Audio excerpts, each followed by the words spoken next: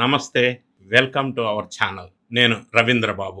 ఈ video purely non political video. Legal awareness కోసం everyday ప్రతిరోజు అనేక సందర్భాల్లో మనం వింటున్నటువంటి లీగల్ టెర్మినాలజీకి అర్థం చాలా మందికి తెలియకపోవచ్చు. ఫర్ ఎగ్జాంపుల్, కొన్నిసార్లు జడ్జి అంటారు, కొన్నిసార్లు మెజిస్ట్రేట్ అంటారు, కొన్నిసార్లు నిందితుడు అంటారు, కొన్నిసార్లు నేరస్తుడు అంటారు, మరి డిశ్చార్జ్ పిటిషన్ అంటారు, క్వాష్ పిటిషన్ అంటారు, ట్రయల్ అంటున్నారు, ఈ మధ్యకాలంలో గ్యాగ్ ఆర్డర్ అంటున్నారు. ఏంటో ఈ రకరకాల వర్డింగ్స్ ఈ మధ్య లీగల్ టెర్మినాలజీ బాగా ఎక్కువగా వినిపిస్తుంది. దీంతో పాటుగా ఎవరినన్నా అరెస్ట్ చేసిన వెంటనే ఇల్లీగల్ అరెస్ట్ అంటున్నారు. అసలు ఇల్లీగల్ అరెస్ట్ అంటే ఏంటి, లీగల్ అరెస్ట్ అంటే ఏంటి, అసలు మనకున్న ప్రాథమిక హక్కులు ఏంది, సడన్గా ఎవరన్నా పోలీసులు వచ్చి అరెస్ట్ చేస్తున్నామంటే మనం ఏం చేయాలి? ఈ టెర్మినాలజీ మీద బేసిక్ అవేర్నెస్ ప్రతి ఒక్కరికి తెలుసుకోవాల్సిన అవసరం ఉంది. అది చదువుకున్న వాళ్ళైనా ప్రొఫెషనల్స్ అయినా కూడా. సో ఈ ప్రయత్నం ఈ వీడియోలో చేస్తాను. మరి చట్టం గురించి తెలియకపోవటం నేరం కాదు, కానీ చట్టం తెలియకపోవటం వల్ల మీరు మోసపోవటం మాత్రం మీ తప్పే కదా. ఫర్ ఎగ్జాంపుల్, అర్ధరాత్రి పోలీసులు మీ ఇంటి తలుపు తడితే మీ హక్కులేంటో మీకు తెలుసా? ఆల్ ఆఫ్ ఎ సడన్ పోలీసులు వచ్చి తలుపు తడితే ఏం చేయాలి?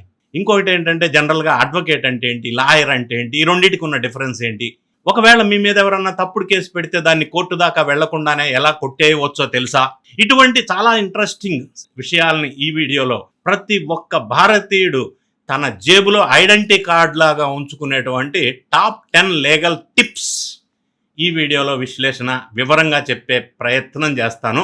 క్లియర్గా, సింపుల్గా, బ్రీఫ్గా, అందరికీ ఉపయోగపడే విధంగా. ప్రధానంగా పాయింట్ నెంబర్ 1, ఇల్లీగల్ అరెస్ట్. ఈ పదం ఎక్కువ వినిపిస్తూ ఉంది ఈ మధ్య. ఎవరిని అరెస్ట్ చేసినా ఇల్లీగల్ అరెస్టే. తప్పుడు ఆరోపణలతో లేదా నిబంధనలకు విరుద్ధంగా ఒకరి స్వేచ్ఛను హరించటం అనేది చట్టరీత్యా నేరం. ఆర్టికల్ 21 ఏం చెప్తుందంటే, రాజ్యాంగం ప్రకారం ప్రతి వ్యక్తికి జీవించే హక్కు, స్వేచ్ఛ ఉన్నాయి. సెక్షన్ 41 to 60 సిఆర్పిసి ప్రకారం సరైన కారణం లేదా వారెంట్ లేకుండా అరెస్ట్ చేయకూడదు. సెక్షన్ 50 ఎందుకు అరెస్ట్ చేస్తున్నారో కారణం చెప్పాలి. సెక్షన్ 57 ఏం చెప్తుందంటే, అరెస్ట్ చేసిన 24 hours లోపు మెజిస్ట్రేట్ ముందు హాజరుపరచాలి, లేదంటే అది ఇల్లీగల్ అరెస్ట్ అంటారు దాన్ని, హాజరుపరచకపోతే. ఇక రెండోది ఈ మధ్య ఎక్కువ వినిపిస్తుంది, డిశ్చార్జ్ పిటిషన్. జగన్ కేసులు డిలే అవుతున్నాయి ఎందుకంటే discharge petitions. What is discharge petition? పోలీసులు ఛార్జ్ షీట్ వేసిన తర్వాత ట్రయల్ అంటే విచారణ మొదలవ్వక ముందే నిందితుడు కోర్టులో ఒక పిటిషన్ వేస్తాడు. ఏమని? నా మీద సరి అయిన సాక్ష్యాలు లేవు, అసలు ఈ కేసును కోర్టులో కొట్టేయండి, నా పేరు అన్యాయంగా ఇందులో జోడించారు అని కోర్టుని కోరటాన్ని ఇట్లా అంటారు డిశ్చార్జ్ పిటిషన్ అని.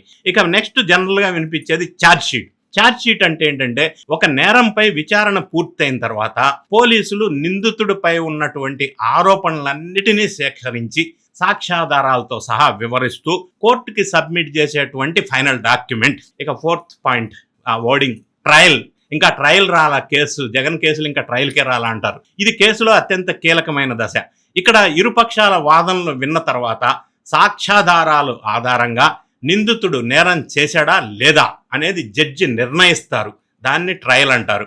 ఇంకా నెక్స్ట్, అక్యూజ్డ్ అంటే ఏంది, కన్విక్టెడ్ అంటే ఏంటి? అంటే నిందితుడు, నేరస్తుడు. ఈ రెండింటి మధ్య ఏంటంటే, ఎవరి మీద అయితే నేరారోపణ జరిగిందో వారు ఇంకా నేరస్తులు కాదు, నేర ఆరోపణ మాత్రమే జరిగింది, వాళ్ళు నిందితులు మాత్రమే. తర్వాత నేరస్తులు అంటే ఏంటంటే, కోర్టు విచారణ తర్వాత నేరం రుజువై శిక్ష పడిన వాళ్ళు.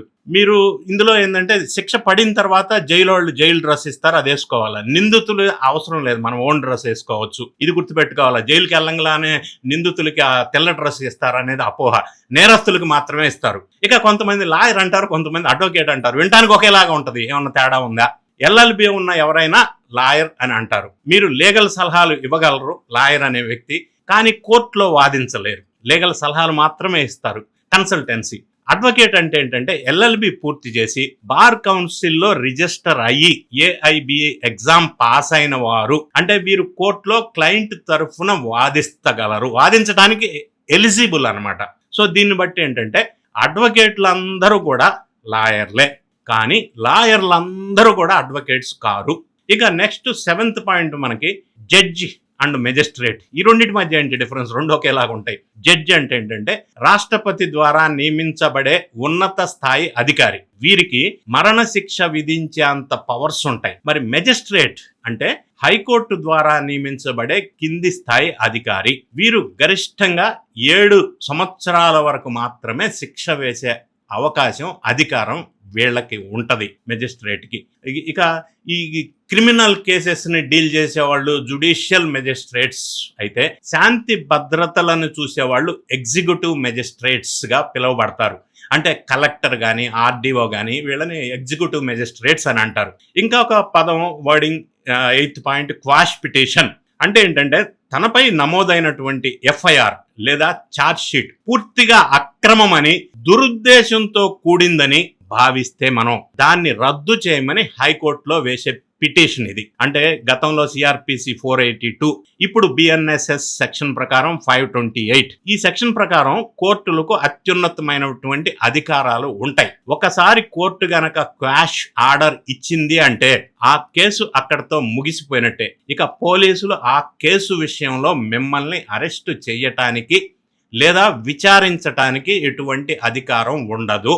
ఇది ఎప్పుడైనా అక్రమంగా ఎఫ్ఐఆర్లో మన పేరు చేరిస్తే ఈ విధమైన మనం అవకాశాన్ని ఉపయోగించుకోవచ్చు. ఇక నెక్స్ట్ ఈ మధ్య కాలంలో ఎక్కువ వినిపిస్తూ ఉంది గ్యాగ్ ఆర్డర్. గ్యాగ్ ఆర్డర్ అంటే ఏంటి?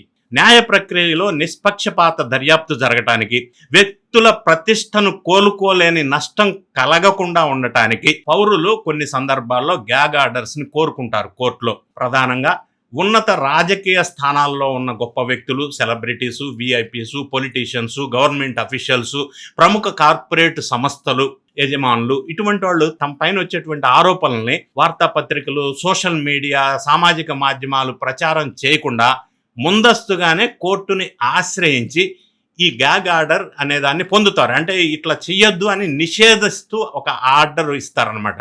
నిందితుడిపై ముందస్తు పక్షపాత వైఖరితో కూడిన ప్రచారం గనక సాగితే అది న్యాయ విచారణను ప్రభావితం చేస్తుంది అని ఈ న్యాయవాదులు ఇందులో వాదించి గ్యాగ్ ఆర్డర్ తీసుకునే అవకాశం ఉంది.